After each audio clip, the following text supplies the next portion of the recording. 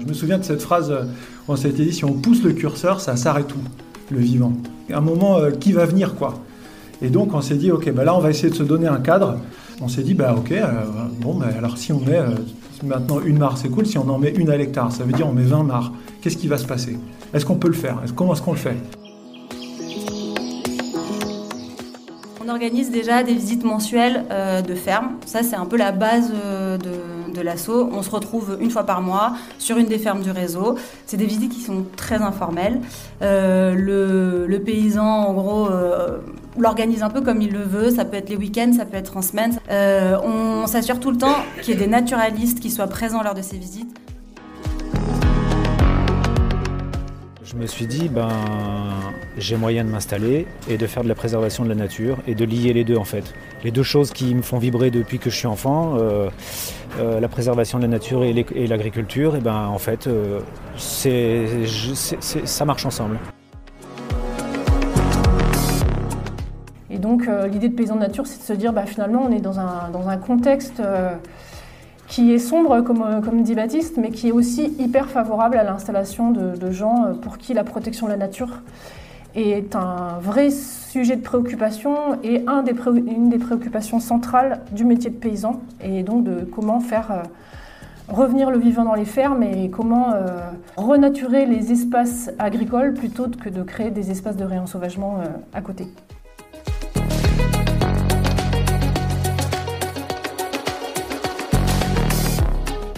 Dans la première partie de ce reportage, pendant les rencontres des fermes sauvages, nous sommes allés aux racines, notamment drômoises, de ce projet de réunir des paysans et paysannes, des naturalistes et plein d'autres humains en tout genre autour d'une même ferme intention. Dans cette deuxième partie, nous allons voir comment s'organise ce réseau mycélien d'humains qui souhaitent que la ferme soit un lieu hospitalier pour l'ensemble du vivant, sauvage, domestiqué, et tout ce qui se situe entre ces deux polarités. Comment créer un groupe local? Comment s'organiser? Quels sont les ingrédients qui font que ces groupes fonctionnent?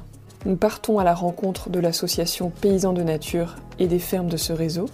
On va découvrir comment s'est structuré un groupe local, l'association des fermes paysannes et sauvages, dans la Drôme, et l'importance de mesurer l'impact de certaines pratiques à travers le projet Réensauvager la ferme.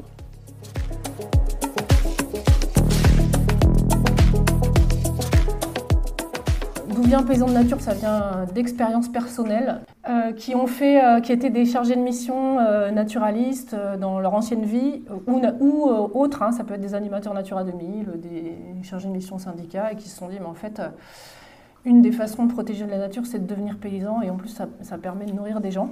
Perrine Dulac nous présente les 4 piliers de Paysans de Nature.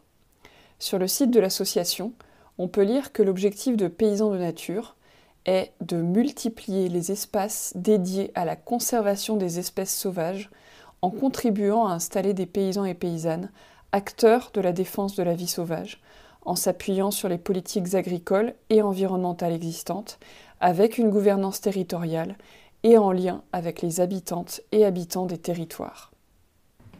Donc la première idée de Paysans de Nature, c'était de fédérer ces gens-là qui avaient besoin de se parler. Et l'autre origine de Paysans de Nature, c'est qu'elle vient du triple constat, donc le déclin de la biodiversité. Je ne vais pas vous refaire le schéma, tout le monde est au courant. Le déclin de la population agricole, c'est un peu pareil. Moi j'ai l'impression que ça fait 10 ans qu'on dit que d'ici 10 ans, la moitié des paysans vont partir à la retraite et ne seront pas remplacés. Donc je ne sais pas combien de fois on va reproduire ces 10 années. Et aussi, 2 autres constats qui sont des attentes quand même de la société qui, actuellement c'est peut-être un peu moins vrai, mais qui vont quand même vers des produits locaux et soucieux de la nature. Et un vivier de jeunes qui sont formés au métier de l'écologie, de l'agroécologie et de l'agronomie, et qui ne seront pas tous conservateurs de réserves naturelles ou ingénieurs agro. Et parmi ces jeunes-là, il y en a plein en fait qui sont tentés par les expériences paysannes. Et donc l'idée de Paysans de Nature, c'est de se dire finalement on est dans un contexte qui est sombre, comme dit Baptiste, mais qui est aussi hyper favorable à l'installation de gens pour qui la protection de la nature est un vrai sujet de préoccupation et une des préoccupations centrales du métier de paysan, et donc de comment faire revenir le vivant dans les fermes et comment renaturer les espaces agricoles plutôt que de créer des espaces de réensauvagement à côté.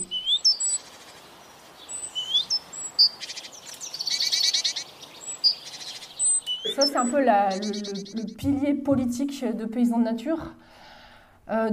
Défendre le sauvage, évidemment, c'est le point central de Paysans de Nature, autant que défendre la paysannerie. Donc, c'est s'interroger sur ce qu'a dit Baptiste, sur nos rapports et nos alliances avec le vivant et sur nos incompréhensions de ce qui se passe dans la nature. Comment faire confiance à tout ça, s'appuyer dessus et finalement être dans une posture humble par rapport à tout ce qu'on a fait en agriculture extractiviste. Donc progresser ensemble non seulement sur les alors en jargon, les infrastructures agroécologiques, les bandes enherbées, les mares, etc., mais aussi sur les itinéraires techniques des paysans. Qu'est-ce qui fait sens dans les choix qu'ils font en termes d'utilisation du pétrole, de mécanisation, en termes d'alimentation des animaux, pour finalement être dans un modèle qui ne veut pas seulement créer des mares et des bandes enherbées, mais aussi réfléchir sur l'entièreté du système pour faire changer tout ça. Donc ça, c'est le premier pilier. Le deuxième pilier qui est hyper important, c'est impliquer la population locale. Donc j'ai mis les locaux, mais c'est les citoyennes, les citoyens, alors les consommatrices, les consommateurs, les élus, les naturalistes, et comment faire en sorte qu'en créant des alliances avec ces gens-là, ils vont porter le message dans leur réseau propre, et comment on va en faire des alliés finalement de cette renaturation paysanne. L'autre pilier, c'est travailler à l'échelle de petits territoires, parce que vous verrez qu'il y a aussi un gros volet foncier dans Paysans de Nature, c'est comment reprendre de la terre à l'agro-industrie pour installer des paysans qui placent la nature au centre de leurs préoccupations. Et en fait, si on ne travaille pas à l'échelle de petits territoires, c'est compliqué, parce que finalement, c'est à l'échelle de ces territoires, disons, de la communauté de communes, que les gens se connaissent, que les naturalistes font du terrain ensemble, que les gens consomment, et que les paysans savent quelles vont être les fermes disponibles dans les années à venir, et connaissent aussi les porteurs de projets. Et le quatrième pilier, c'est comment favoriser l'installation de ces nouveaux paysans et ces nouvelles paysannes dans ce contexte, et comment mobiliser les forces vives dans les territoires pour raconter un récit sur ce que c'est vraiment l'agriculture, ce que c'est l'agriculture qui travaille avec le vivant, et comment provoquer en fait des vocations dans un monde où la moitié des agriculteurs va partir à la retraite dans 10 ans et ne sera pas remplacé.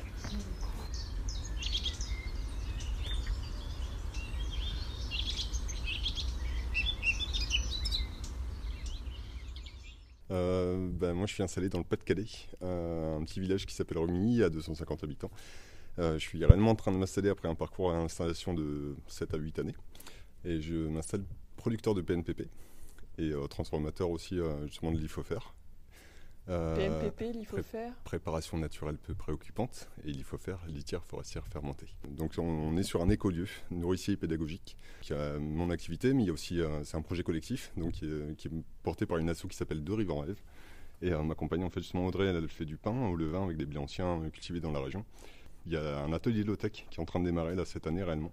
J'avais rencontré un petit peu l'initiative en fait Paysans de Nature, et j'ai fait la connaissance de Seb et Elsa en fait à l'occasion d'une AG de l'atelier paysan qui s'était passé chez eux en fait. On avait fait une étape là-bas à la ferme du Grand Laval. J'avais discuté avec Elsa et Elsa m'avait dit on n'a pas vocation à se déployer au niveau national, mais pourquoi pas accompagner en fait justement, et je suis super content d'avoir pu assister aujourd'hui quoi.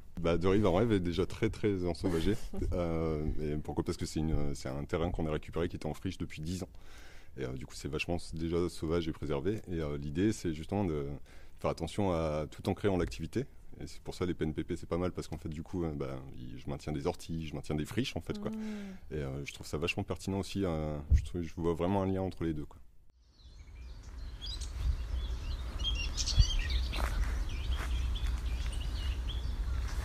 Moi, j'avais une question qui me turlupinait hier, c'est est-ce qu'il y a une différence entre un paysan de nature et un paysan réensauvagé ? Je pense que fondamentalement, c'est des réseaux très proches. En fait, j'en parlais avec Baptiste tout à l'heure. Je pense que ici, le groupe local Paysans de Nature, c'est Ferme Paysanne et Sauvage et le LPO, en gros. Enfin, c'est en train de se dessiner comme ça. Et après, on a plutôt des différences de perception entre les gens même. C'est-à-dire que, y compris chez nous, les gens, ils pensent pas le sauvage pareil et ils pensent pas leurs expérimentations vis-à-vis du sauvage pareil. Donc il y en a qui vont être plus dans le laisser-faire, d'autres qui vont être plus dans l'hospitalité active, d'autres qui sont en train de réfléchir à leur système agricole entier, sur comment se défaire des machines, d'autres qui vont être plus dans la densification de leur système de haies. Enfin voilà, il y a plein de profils en fait, la frontière est poreuse. Est-ce que tu peux nous donner 2-3 exemples de fermes où tu as observé, où tu sais qu'il y a des dynamiques sauvages qui reviennent, des choses que tu as vues qui t'inspirent en fait? Ouais, alors on a eu une grosse thématique autour de la pie-grièche écorcheur, qui est un oiseau qui est un peu spécialisé sur les buissons d'épineux, qui mange des coléos, et qui a disparu des campagnes parce qu'on a supprimé les buissons. En gros, les buissons c'est mal, la friche c'est mal. Et en fait, le réseau des fermes là, dans le quart nord-ouest de la France, il y a eu plein de fermes où on a eu cette année des couples de pie-grièche écorcheur qui se sont installés à la faveur des buissons et des ronciers qui n'ont pas été nettoyés. Donc pour moi, c'est quand même... la pie-grièche, c'est notre emblème. Enfin, c'est l'oiseau qui est sur notre logo. Et du coup, j'ai plusieurs exemples. Mais par exemple, Martin, qui est un maraîcher éleveur de chevaux dans le Morbihan, enfin Martin et Audrey, eux, ils ont volontairement laissé des buissons de ronces prospérer sur leur ferme. Et la réponse de pie-grièche a été... peut-être pas immédiate, mais elle est là. Et pour Martin, c'est hyper important parce que c'est un oiseau qui avait disparu de ce bocage. Voilà, donc ça, c'est un exemple. Après, je peux te donner l'exemple du Marais breton que je connais le mieux parce que c'est là où je vis, où on a une réponse phénoménale de la barge à queue noire, qui est un oiseau d'eau qui est en voie d'extinction en Europe, où il y a moins 75% des effectifs en 30 ans. Et qui, chez nous, se porte bien, et notamment dans les fermes du réseau, voit ses effectifs augmenter. Donc ça, c'est le deuxième exemple. Et après, je pourrais te donner aussi l'exemple de Julien et Audrey qui cultivent des plantes aromatiques et médicinales en Corrèze. Et eux, ils ont repris des hectares récemment où ils ont volontairement fait de la fauche ultra tardive. Mais quand je dis ultra tardive, c'est pas août-septembre, c'est février de l'année d'après, pour pouvoir pailler leur culture et pour pouvoir être autonomes en paillage. Mais ils ont choisi la fauche tardive, non pas pour des questions agronomiques, mais pour des questions écologiques, et notamment pour des questions de survie des insectes. Parce que quand on fait des fauches tardives en juin, en fait, c'est pas du tout des fauches tardives pour les insectes, c'est des fauches précoces. C'est pas mal pour les oiseaux et encore. Et du coup, ils ont des populations de ouf, notamment en sauterelles et en criquets, qui se développent dans ces prairies, parce qu'ils ont pris soin de ne pas couper la prairie à un moment où tous les insectes sont en train de se reproduire et de pondre soit dans le sol, soit dans l'herbe, quoi. L'exemple de Martin sur la pie-grièche, l'exemple du Marais breton sur la barge à queue noire, c'est parce que l'ornitho, c'est une discipline facile et tout le monde a des données là-dessus. Et le cas de Julien et Audrey, c'est parce que Julien, il est passionné de sauterelles et de criquets, et que du coup, c'est par ce prisme-là aussi que lui, il a eu envie de valoriser cette expérience.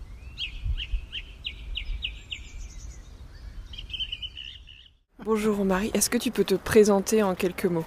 Donc moi je suis éleveur dans le département de l'Allier depuis 2007.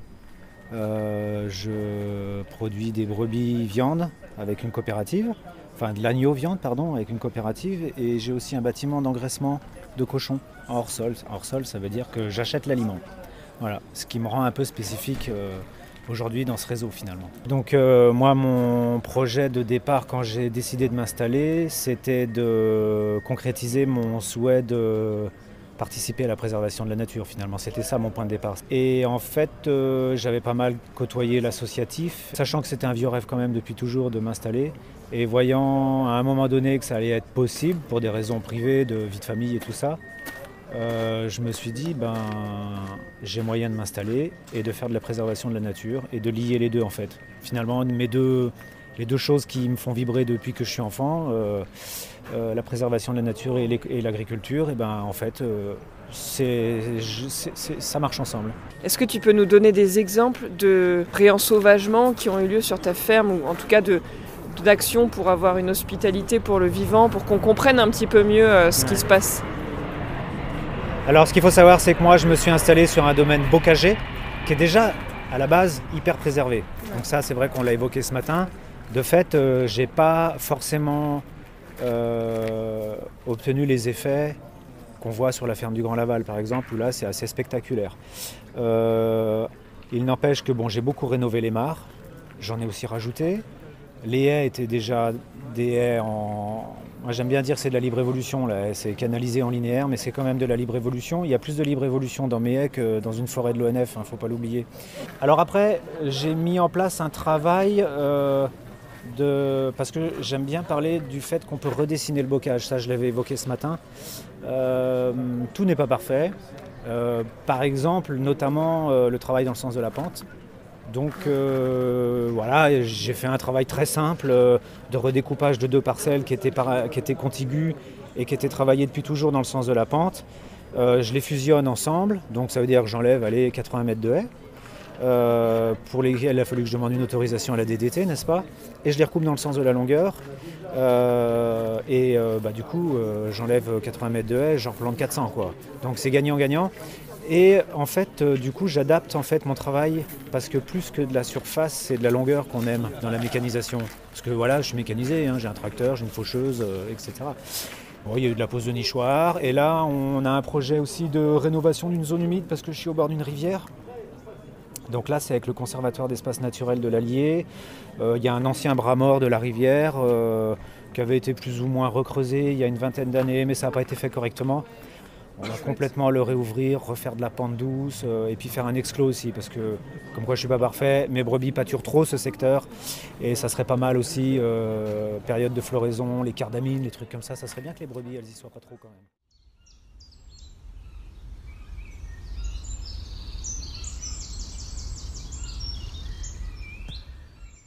Nous, ce qu'on propose, c'est un genre de fédération, même si ça n'a pas la forme juridique, où il y a l'association nationale qui a porté les valeurs, qui a créé la SOS, qui porte aussi beaucoup la communication, mais qui travaille dans les territoires avec des gens dont c'est le métier de faire de la paysannerie et de la biodiversité, et de faire de la paysannerie et de la biodiversité ensemble. Donc on a pensé une organisation régionale, parce que les régions, c'est quand même là où se débloquent actuellement les principaux financements. Et après, on a pensé une organisation locale, donc des groupes locaux qui porteraient la dynamique dans les territoires.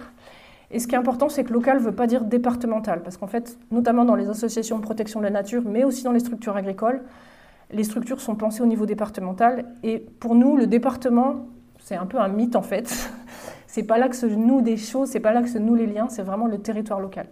Donc ça va passer par des conventionnements entre des organisations régionales, des groupes locaux, qui seront constitués, on verra tout à l'heure, d'associations de protection de la nature, de structures paysannes, de groupes de paysans, de groupes de consommateurs.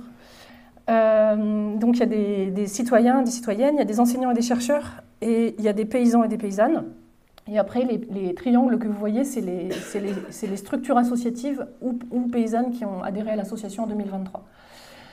Et les points jaunes, c'est les groupes locaux dont je vous parlais. Donc les gros points jaunes, c'est les points qui existent déjà, qui ont déjà signé des conventions avec l'association. Et tous les autres, c'est les choses où on a eu des contacts, des gens qui aimeraient bien faire des groupes ou qui sont en train de monter un groupe et de conventionner. Les points blancs, les petits points blancs, c'est les gens qu'on a repérés à diverses occasions, qui ne sont pas encore dans le réseau, mais qui ont le profil pour y être.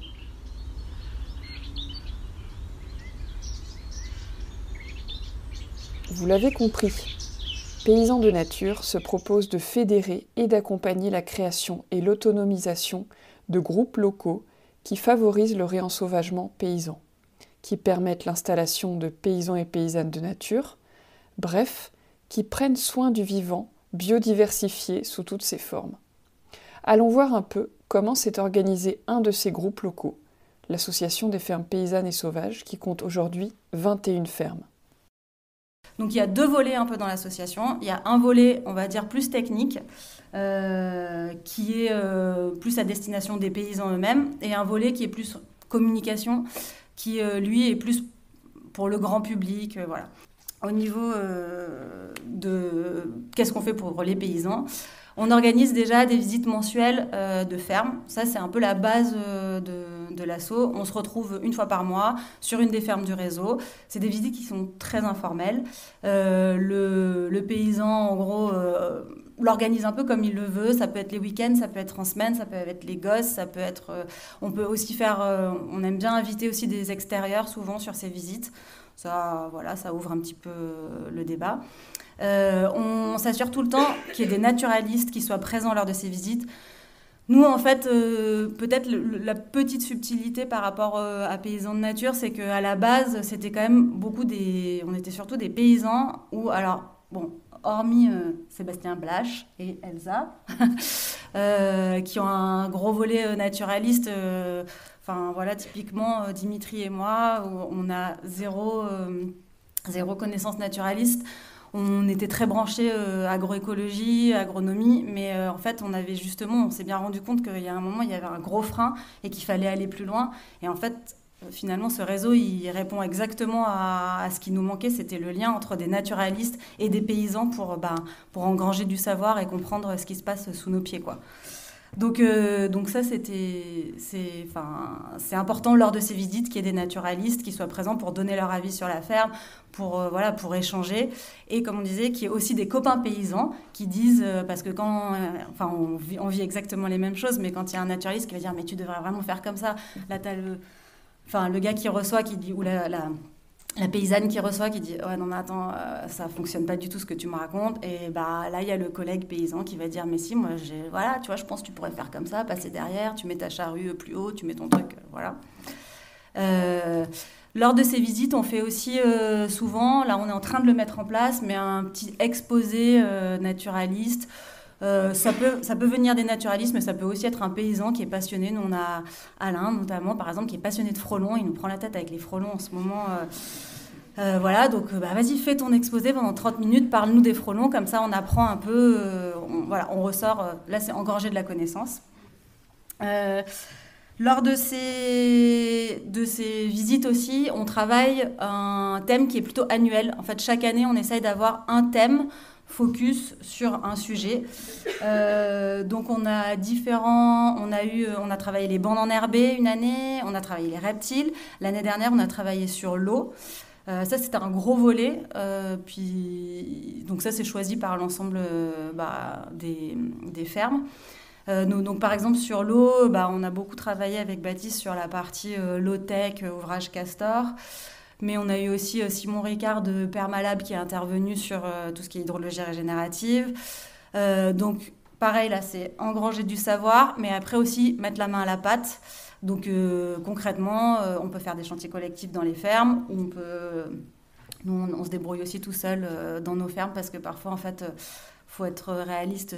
Déjà, on n'a pas le temps de faire beaucoup de trucs sur nos fermes, donc faire dans les fermes des autres, c'est pas toujours évident, mais on fait aussi appel, on se fait beaucoup aider de la LPO qui peut aussi nous aider à nous ramener du monde et à nous aider sur ces chantiers-là. Donc voilà, ça c'est quelque chose d'important. Et après, on essaye de dresser un petit bilan. Donc là, c'est ce qu'on est en train de faire sur l'eau. Qu'est-ce qui a été fait, voilà. L'année prochaine, c'est les coprophages. Ça a été voté samedi dernier, donc on verra ce que ça fait. Lors de ces visites aussi, on se fait un petit point sur chose vue, chose faite. Ça, c'est important. Ça permet en fait dans Paysans, il y a aussi toute une dimension sociale, d'échange, de savoir paysan. Donc, on dit, voilà, moi, ce que j'ai fait sur ma ferme, voilà un peu les problèmes que je rencontre en ce moment. Bon, voilà, c'est un peu les paysans anonymes, quoi. Très important, au quotidien, on a un groupe Signal, donc l'équivalent de WhatsApp. Et ça, c'est un truc qui fuse, qui marche hyper bien. En fait, dès que surtout pour les gens, en tout cas, oui, les vignerons un peu incultes qui connaissent pas grand-chose, voilà, dès qu'on a un champignon qu'on connaît pas, un insecte qu'on n'a jamais vu. Et en fait, c'est fou comme ce fil Signal, au bout, Alors, d'une, ça nous permet d'acquérir des connaissances, mais aussi ça a clairement changé complètement notre vision des choses, en fait. Juste maintenant... t'es en train de tailler, t'as le cul par terre et tu mets la main sur un truc au lieu d'être là, c'est quoi, ou je sais pas, enfin tu dis c'est quoi, c'est bizarre et tout, je l'ai jamais vu celui-là, et donc du coup tu le prends en photo, tu l'envoies sur le fil Signal, tout de suite t'as des geeks naturalistes qui sont dans le réseau qui te répondent exactement avec des noms en latin et voilà, donc que tu ne retiens jamais, mais ce qui est bien c'est que quand tu renvoies la photo 6 mois plus tard, on te dit mais si là regarde, tu l'avais déjà envoyé, donc voilà, et en tout cas ça c'est intéressant, voilà, c'est un échange. Donc plus que juste du technique, ce volet technique, il y a aussi toute une dimension, psychologique, comme je disais, de social, de soutien. Et là, c'est peut-être le mot sensible que disait Baptiste, mais on est dans des périodes compliquées et en fait, c'est aussi ce réseau, il permet aussi ça, quoi. Voilà. Et pour finir, du coup, le volet donc communication de l'asso. Donc ça, c'est un peu l'autre gros sujet qu'on essaye de faire, c'est de dire c'est super de faire des fermes qui sont des petits îlots, des petites bulles où on élève nos enfants qui courent dans les prairies et c'est super cool. Mais en fait, le monde, il est plus que ça, il change et on n'est pas là pour faire... Alors même si nous, on est en Ardèche, on n'est pas là pour faire des communautés isolées dans leur coin. Voilà. On veut être connecté, on veut faire et on veut faire savoir. On veut montrer que notre agriculture est possible, on veut montrer qu'on peut faire d'autres choses. Donc, déjà, on a une lettre info qu'on envoie régulièrement en disant un peu tout ce qu'on fait sur l'asso, tous les événements. Voilà. On organise beaucoup, grâce à la LPO aussi, des visites sonores sur nos fermes. Donc ça, c'est des visites de fermes qui sont ouvertes au grand public où on essaye de ne pas faire de la visite classique, mais d'avoir un... Donc là, on met l'aspect auditif en éveil un petit peu. Donc on s'assoit, on se pose, on écoute, apprendre les chants des oiseaux. Donc parfois, les visites, du coup, elles sont programmées à 7h du matin pour les gens. Voilà. On fait également pas mal d'événements partagés. Donc là, derrière, c'est par exemple pour la foire Crocon Nature. C'est une foire locale où on avait un stand ferme paysanne et sauvage. Où voilà, on vend nos produits, on promeut nos produits aussi, on est paysans, donc on est quand même là, on est fiers de ce qu'on produit, mais on le fait ensemble, on communique sur ça. Bien sûr, on répond à pas mal de sollicitations de journalistes, radio, papier, enfin voilà. Et on organise aussi des visites, on va dire plus... particulier sur nos fermes, porte ouverte par exemple. Donc là, typiquement la ferme du Grand Laval fait une porte ouverte prochainement, beaucoup de fermes du réseau seront présentes, on met en avant le réseau, on participe à tout ça. Et on reçoit aussi tout le tissu agricole. On serait ravis d'avoir... on reçoit déjà... les BTS, les Bac Pro, tout ça, mais pourquoi pas, le groupe de la FNSEA locale, on serait ravis de les recevoir sur nos fermes pour pouvoir échanger.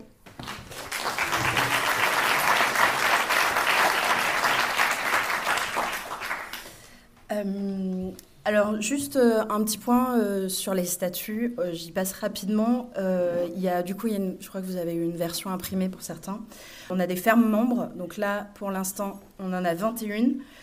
Celle-là, elle ne paye rien du tout. Et après, on a des membres adhérents. L'adhésion cette année est passée à 10 €. Et d'ailleurs, Jonathan, qui est là-bas tout au fond, si jamais vous voulez adhérer aux fermes paysannes et sauvages, vous allez le voir et il vous note et il vous inscrit. Du coup, il vous inscrit aussi à la lettre de l'asso.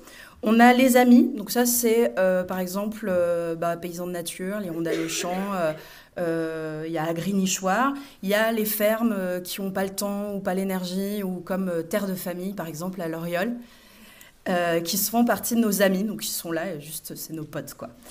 Et ensuite, on a les sympathisants. Eux, ils ne payent rien, ils ne sont pas membres actifs ou rien, mais ils reçoivent la lettre de l'asso. Donc pareil, si vous voulez recevoir la lettre de l'asso, vous nous faites une petite demande tout simple. Ensuite, on s'est constitué en CA, donc on a un bureau, et celui-là, on le réunit régulièrement pour avancer sur les décisions certaines qu'on doit prendre. Et on a 2 collèges, le collège magasin qui gère le petit point de vente collectif, et le collège ferme qui prend les décisions sur la partie de fonctionnement des fermes, en fait, de comment l'asso fonctionne. On a 2 adhérents qui font partie du CA et qui sont ni fermes, qui sont juste là c'est cool. Et on a un comité d'experts, alors celui-là il est très important, c'est des gens qui rentrent, qui sortent plus ou moins, c'est quand même assez stable, mais c'est surtout des naturalistes. On a Baptiste par exemple qui fait partie du comité d'experts, c'est des gens qu'on va consulter parce que en fait ils ont des points de vue intéressants. Il y a Maxime Zouka qui est naturaliste, ou Brice Lemaire qui est aussi par là, qui font partie de ce comité d'experts et en fait qui apportent à l'asso sur le fonctionnement, les décisions et la base philosophique par exemple. Et ensuite, on a une multitude de commissions. On a eu une commission statut pour faire les statuts, on a une commission communication et événements, une commission charte, qui du coup est dissoute maintenant puisque la charte est finalisée. Voilà, on avance comme ça et chacun et chacune dans l'association peut s'approprier un temps ou plus ou moins long, une partie, une action, etc. Donc chacun est vraiment proactif dans l'asso. Et juste le budget, alors on n'a pas de budget. Donc on fonctionne juste avec quelques adhésions, c'est-à-dire genre 800 € par an. Et là, l'année dernière, il y a une asso qui cessait son activité et qui nous a donné 10 000 €. Donc c'est pour ça qu'on a pu aussi payer cette salle, par exemple, avec la LPO. Et en fait, ce petit budget, il nous permet d'acheter, de faire... il y a des autocollants, des flyers et tout ça. On a aussi acheté 2 pièges photos qu'on se fait circuler dans les fermes. Et voilà, d'acheter des petits trucs comme ça, du petit matériel. Mais sinon, tout le reste est bénévole, il n'y a pas de salariés. Je fais rapidement parce qu'on m'a dit que j'avais plus trop le temps. Donc, on a un petit réseau. Alors, comprenez bien que quand on a créé l'asso, il y a des gens de très loin qui sont venus nous solliciter. On était là, bah oui, vas-y, rentre. Et puis, au bout d'un moment, on s'est rendu compte qu'une heure autour de chez nous, c'était beaucoup. Et que, en fait, si vraiment on veut fonctionner avec un groupe soudé et des gens qui se voient, parce qu'on n'est pas juste un groupe Signal, en fait, on est des humains qui ont des interactions, et ben, il faut absolument que ces gens-là soient dans dans un périmètre pas trop loin. Donc en gros, c'est 1 heure autour de Valence en voiture. Et c'est un peu ce qui fonctionne. Du coup, on proposait aux satellites qui sont un peu plus loin de rester dans notre groupe de fermes paysannes et sauvages et de créer un nouveau un peu plus loin et de faire le lien entre les différents groupes. Voilà, c'est une proposition, on pourra en reparler cet après-midi. J'ai pas trop le temps pour vous détailler les étapes d'intégration des nouvelles fermes. Allez sur le site si jamais vous êtes intéressés, ou on en rediscute tout à l'heure. Ce qui pour nous est important. En fait, on aimerait bien faire une cartographie de l'asso et puis à terme se dire qu'on aura un vrai impact sur les dynamiques écologiques du milieu de 1 heure autour de Valence, parce qu'on aura créé des pas japonais, à terme des vrais corridors écologiques, et que voilà, on aimerait, nous c'est un peu la perspective, c'est qu'on aimerait bien densifier, faire quelque chose qui marche, de se dire que en fait les hirondelles elles viendront quand même plus vite s'installer chez nous si elles sont déjà présentes à côté. Ça c'est donc un de nos objectifs, on va voir si on arrive à le faire. Et puis un jour, en fait, on aimerait bien qu'il y ait un réseau français de fermes sauvages, de paysans de nature, de fermes de tous les noms, et qu'on ait un vrai poids politique aussi, et qu'on puisse dire, franchement, ce qui se passe en ce moment, qu'on puisse dire qu'on ne soit plus les écolos, le petit caillou dans la chaussure, mais qu'on devienne un vrai rocher dans la godasse, quoi, et qu'on ait un poids, qu'on nous entende, qu'on redevienne crédible sur le fait que, en fait, nous aussi, on nourrit le monde, et nous aussi, on a cette capacité-là.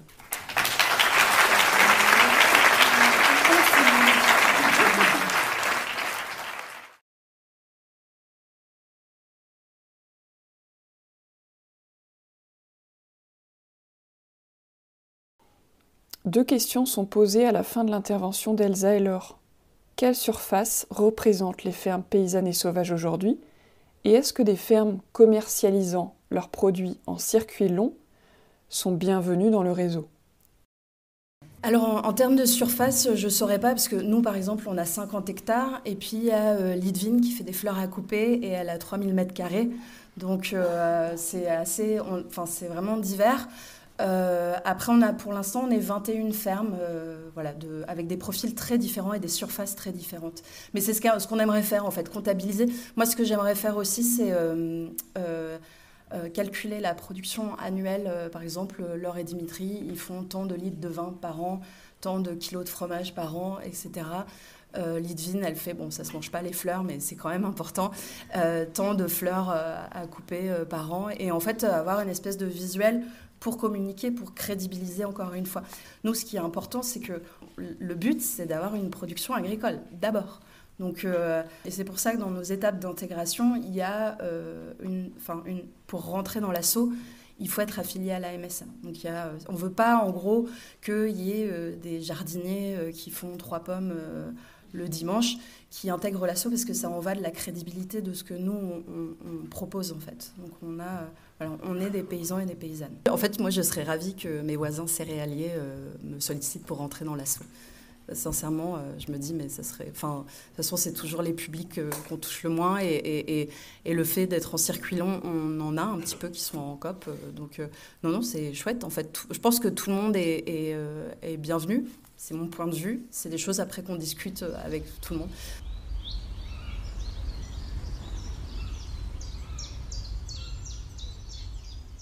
Dans les Hautes-Corbières, Mathieu Vasselin concilie son premier métier d'ornithologue avec celui d'éleveur. Depuis 14 ans, il pratique une agriculture paysanne qui cohabite avec le monde sauvage.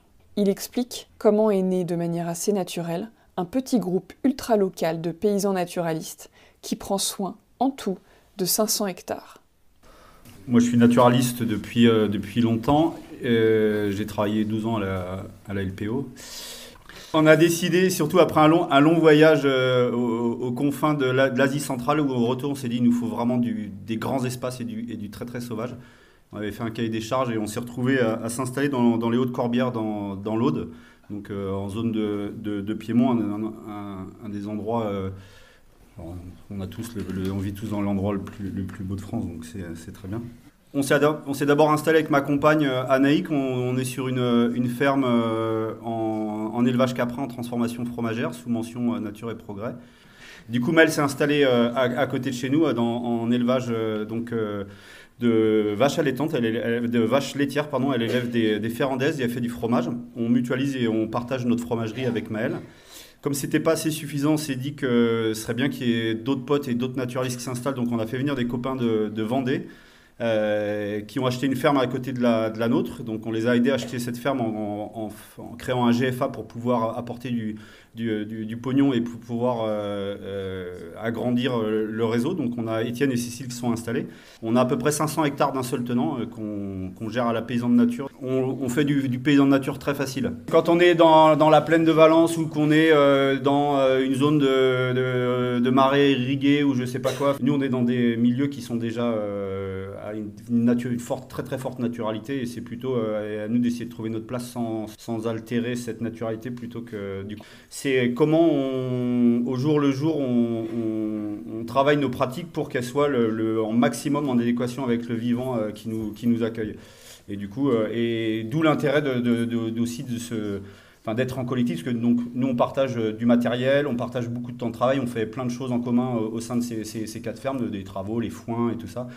Et du coup, cette dimension-là, elle est hyper intéressante. Mais en gros, c'est ça, c'est la conduite. Alors après, voilà, on ne peut pas s'empêcher de faire des bricoles de nichoirs, de gîtes à les arroceler, de trucs comme ça. Mais on est vraiment dans des endroits qui sont déjà très, très, très sauvages.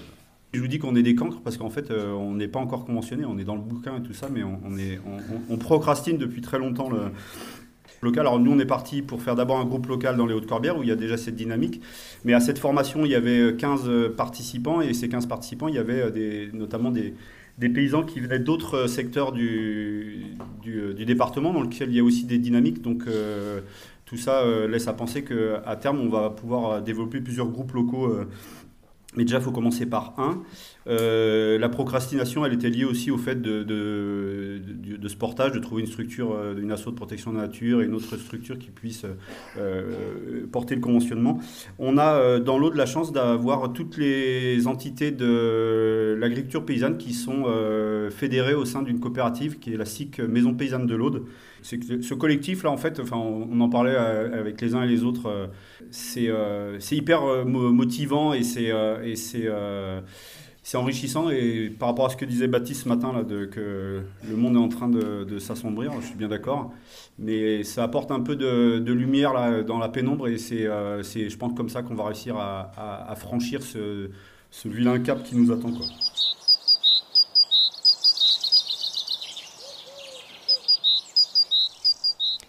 Saviez-vous qu'un couple de mésanges peut consommer jusqu'à 18 000 insectes par cycle de ponte? Qu'une chauve-souris peut consommer jusqu'à 3 000 insectes en une seule nuit? C'est ce que l'on peut lire sur le site d'Agri-Nichoir, l'entreprise fondée par Brice Lemaire, le naturaliste qui a inventé son métier, nichoiriste. Il est aussi cofondateur de Réensauvager la ferme. Il revient ici sur les débuts du projet et notamment comment est venue cette idée d'installer énormément de nichoirs sur la ferme du Grand Laval. Maxime Zucca, naturaliste et coordinateur scientifique de Réensauvager la ferme, présente comment les effets du réensauvagement ont été mesurés, une source d'inspiration pour les futurs groupes qui se créeront, car oui, il existe sûrement des tas de fermes en France qui font, sans le savoir, du réensauvagement, où la biodiversité explose, mais qui ne le mesurent pas. Moi, c'est Brice, je suis président de l'association Réensauvager la ferme. Donc, Réensauvager la ferme, c'est une association qui est basée autour de la ferme du Grand Laval, qui est un peu notre patient zéro à nous, qui nous ont contaminés un petit peu dans cette envie d'aller plus loin sur le vivant dans les fermes, et comment est-ce qu'on peut faire plus. Alors, j'ai la mauvaise tâche de présenter une ferme qui n'est pas la mienne, puisque moi je suis nichoiriste, et donc je pourrais présenter mon métier unique au monde. La ferme du Grand Laval, c'est une ferme dans la plaine de Valence, une ferme paysanne et sauvage, où on a la chance d'avoir une agricultrice et un agriculteur qui sont là, évidemment, et qui sont partis d'une ferme qui existait, mais qu'ils ont choisi de transformer. Une ferme au bord du Vercors, mais somme toute assez classique, avec de la grande culture autour, encore un petit peu de bocage comparé à plein d'endroits en France, mais voilà. Ces parcelles-là, c'était, pour faire simple, des grandes parcelles de maïs.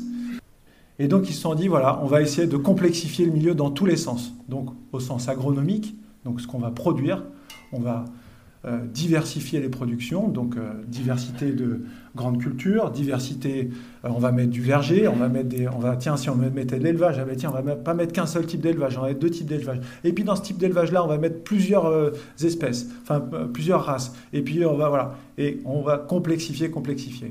Et en plus, on va pas s'arrêter là, on va complexifier aussi sur les à côté. Et donc on va rajouter des haies, tout ça, tout ce que vous connaissez. C'est un peu le truc, c'est pas le dogme classique. En fait, on est plutôt dans un dogme a priori qui est faisons simple pour être efficace. Eh bien non, en fait, il y a moyen d'être très efficace au sens du vivant à travers la complexité. La deuxième chance de tout ça, en plus d'avoir une très belle intuition, c'était qu'ils avaient des passifs naturalistes que vous connaissez et que du coup, ils ont regardé et ils ont pu quantifier. C'est le petit truc qui fait, à mon avis, la différence, parmi plein d'autres choses. Et ils ont commencé à compter les oiseaux. Sébastien, évidemment, a compté les oiseaux dès le début. Avant d'arriver, il avait déjà compté les oiseaux, et puis après, il a compté. Pour moi, il y a eu un petit moment fondateur de notre association. On était avec Baptiste et Sébastien, et on avait fait plein de nichoirs, on avait mis plein de nichoirs, puis on en avait remis, puis on en avait remis, et puis en improvisant à chaque fois des trucs, qu'est-ce qu'on va s'inventer. À chaque fois, ça répondait plus ou différemment et tout ça. Puis à un moment, on s'est dit, mais ok, maintenant, c'est quoi la limite, en fait? Si on pousse les curseurs, et je me souviens de cette phrase où on s'était dit, si on pousse le curseur, ça s'arrête tout, le vivant. À un moment, qui va venir, quoi? Et donc, on s'est dit, ok, là, on va essayer de se donner un cadre. Alors, la chance, c'est qu'on avait en plus un cadre théorique qui nous a permis de nous poser sur nos réflexions et tout ça. Et donc, je remercie aussi Baptiste pour ça. On s'est dit, ok, alors si on met, maintenant une mare, c'est cool. Si on en met une à l'hectare, ça veut dire on met 20 mares. Qu'est-ce qui va se passer? Est-ce qu'on peut le faire? Comment est-ce qu'on le fait? Et allons-y. Et en gros, l'association, c'est un peu monté comme ça a démarré comme ça.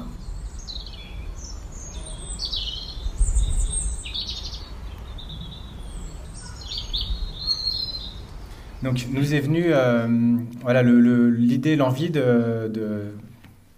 d'objectiver, de suivre, qu'est-ce que ça générait, tout ça, ces aménagements. Donc, Brice en a parlé, au-delà des mares et des nichoirs, il y a aussi eu des hibernaculums, comme Sabine en a parlé avant, divers tas de bois et autres dispositifs très, très faciles à mettre en œuvre. Cette année, quelque chose de plus ambitieux qui a eu lieu sur la ferme, ça a été un cours d'eau un fossé qui était enterré, qui avait pour vocation de l'irrigation dans les années 60-70, je crois, et qui était busé. Et lorsque l'agglomération de Valence-Romand est venue pour faire des mares dans le cadre du marathon de la biodiversité, on leur a demandé s'ils acceptaient aussi, ils ont accepté de nous remettre à jour ce cours d'eau. Et vous voyez la photo que ça a donné tout en haut, quelques jours après la réouverture. Donc on a quelque chose qui n'est pas encore complètement abouti.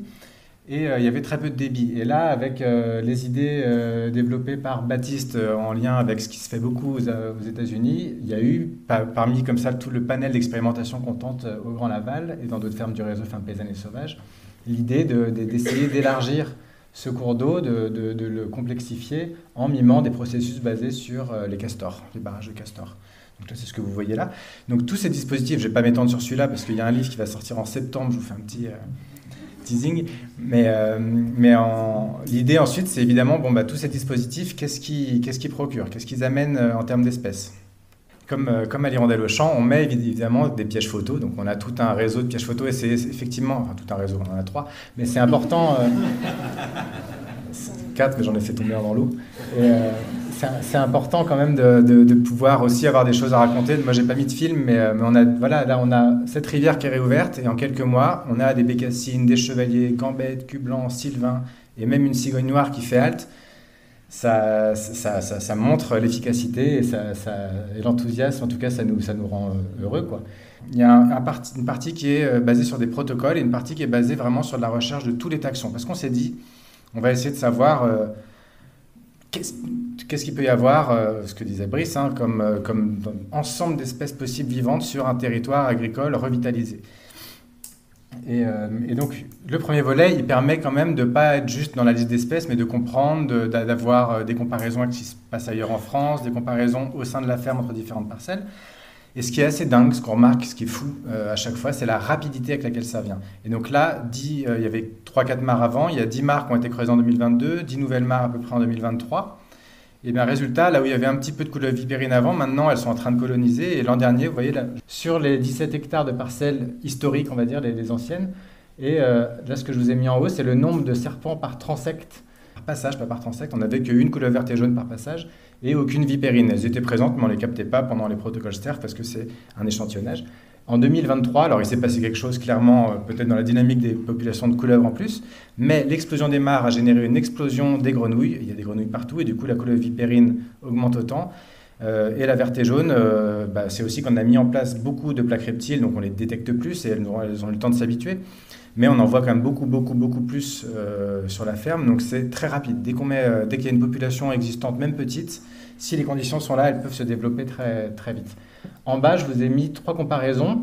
C'est la moyenne d'abondance sur les transectes dans la ferme historique des 17 ans, donc c'est la partie en bleu, et en comparant avec les parties qui ont été reprises récemment. Donc vous voyez que sur les parties qui étaient plus récemment intensives, les serpents ne sont pas encore beaucoup revenus. Un autre exemple de ce qu'on fait en termes de suivi, c'est le suivi des papillons en France. Et donc on voit là par exemple la quantité d'espèces de papillons. En bleu, c'est sur la partie ancienne de la ferme. En rouge, c'est sur les parties qui ont été acquises en 2022. Donc vous voyez une très nette différence en termes de richesse en papillons. Et là, c'est comparé avec le reste de la France. Et là, si vous regardez la partie, le graphique vert clair au milieu, c'est la ferme historique du Grand Laval.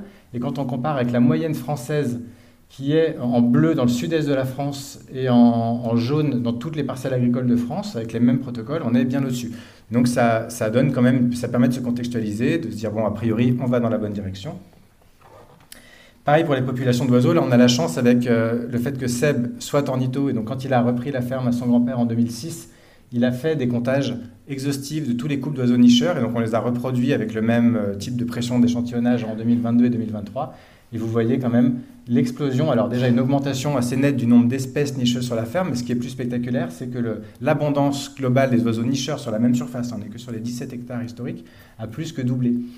Et alors ce qui a doublé, ce qui a augmenté, c'est notamment des espèces d'oiseaux des milieux agricoles qui sont en déclin. On a montré que les espèces qui déclinent le plus en France sont celles qu'on favorise le plus au Grand Laval. Donc on a quand même une piste pour enrayer ce déclin des oiseaux communs des milieux agricoles dont on parle beaucoup.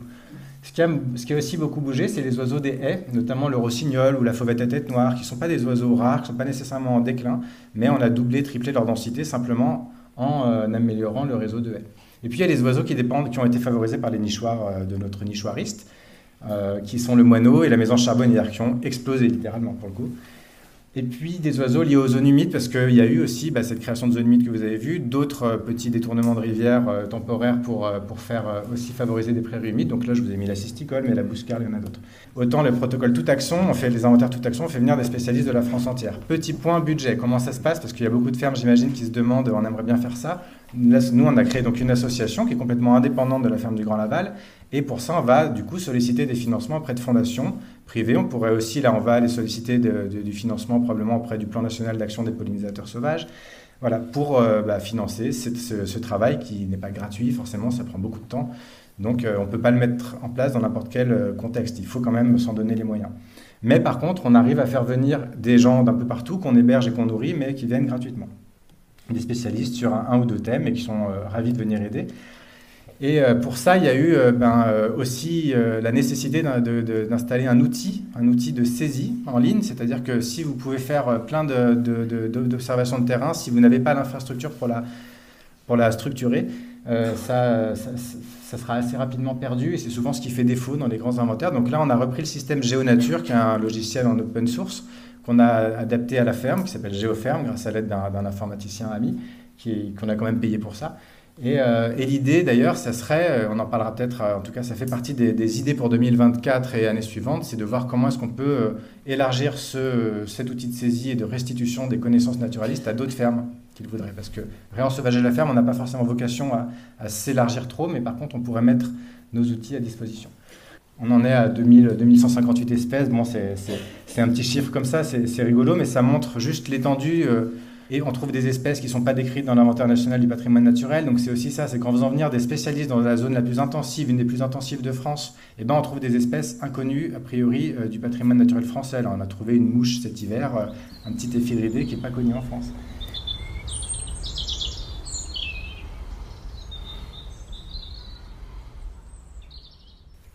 Le pari, c'est que la diversité d'organismes, la diversité d'espèces permet aussi de limiter l'abondance de certaines espèces. Ce qui se passe souvent dans les grandes cultures, c'est qu'on met un garde-manger à disposition des espèces qui sont spécialisées sur ce même garde-manger, et par contre, il n'y a plus les habitats disponibles pour toutes les espèces à même de les contrôler. Et là, au Grand Laval, ce qu'on constate, c'est que la maximisation du nombre d'espèces, en tout cas, rend les pressions potentielles des ravageurs plus faibles. Ça ne veut pas dire qu'elles n'existent pas, mais ça veut dire qu'elles sont mieux contrôlées. On voit bien quand on fait des captures de papillons de nuit dans le verger, il y a 100 espèces et on n'est pas sur une dominance de Carpocaps. Il y en a par exemple, mais là, c'est un peu écrasé. Ce n'est pas du rewilding au sens anglo-saxon dans les fermes qui ont été rendues à la nature. Là, c'est vraiment concilier production agricole et réensauvagement sur les marges, laisser de la place aux vivants. Et c'est pour ça que nous, on aime bien parler maintenant de réensauvagement paysan. Et donc, il y a parfois cette difficulté à comprendre la place du mot sauvage dans ce vocable qui paraît antinomique avec l'agriculture. Et là, on essaye de montrer que paysannerie et réensauvagement sont complètement compatibles. On a aussi comme envie donc, de poursuivre les inventaires Tout-Action. J'ai cité quelques-uns en particulier. On travaille beaucoup sur l'ADN du sol en ce moment. On a travaillé avec Spygen, là, on va travailler avec l'équipe de Lionel Ranchard à Dijon, spécifiquement sur les bactéries et les champignons pour aussi mieux comprendre qu'est-ce qui se passe dans nos sols et comment ça se comporte par rapport au reste de la France. Notre stagiaire de l'an dernier va probablement, si on obtient le financement, faire une thèse qui va s'étendre à plusieurs fermes du réseau Fermes Paysannes et Sauvages. Et puis, on fait aussi des études, on met aussi en place des études scientifiques comme le suivi télémétrique des tourterelles des bois. Et puis le dernier point, c'est qu'on fait des rencontres chaque année entre paysans et naturalistes. L'an dernier, elles étaient fin juin et cette année, elles seront fin août, aussi pour faire varier les périodes d'inventaire. C'est un super moment, on fait plein de rencontres et plein d'observations, donc venez. Voilà.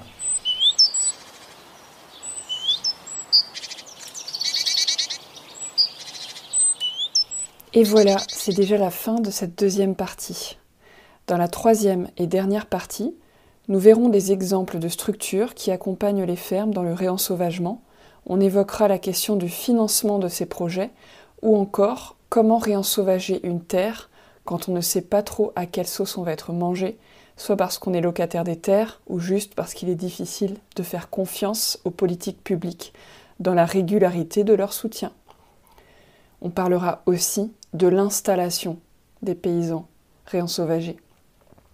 Je tiens à remercier toutes les personnes qui ont accepté que je les enregistre pour cet épisode et aussi les oiseaux du bocage breton qui ont prêté leur chant pour embellir ce montage, ainsi que les personnes qui ont soutenu mon travail sur Tipeee le mois dernier.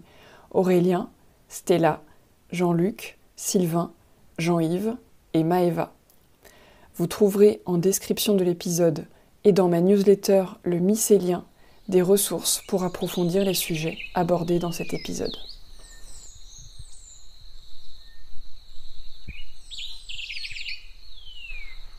Alors, comment vous sentez-vous après avoir écouté cet épisode ? Je vous invite à prendre juste un petit moment pour ressentir ce qui se passe à l'intérieur de vous. Si vous souhaitez m'encourager à continuer à développer mon travail, vous pouvez me soutenir sur mon Tipeee Agroécologie Voyageuse. Une autre manière de me soutenir est de mettre 5 étoiles sur votre plateforme d'écoute et laisser un petit commentaire. Vous pouvez aussi partager cet épisode à 3 personnes qui pourraient être intéressées par ce sujet et suivre le podcast Agroécologie Voyageuse sur Instagram. Si vous souhaitez être tenu informé de la sortie des prochains épisodes, je vous invite à vous inscrire à ma lettre d'inspiration agroécologique, le Mycélien. Tous les liens sont dans la description du podcast. Prenez bien soin de vous et surtout, n'oubliez pas, ne soyez pas expert, soyez vers de terre.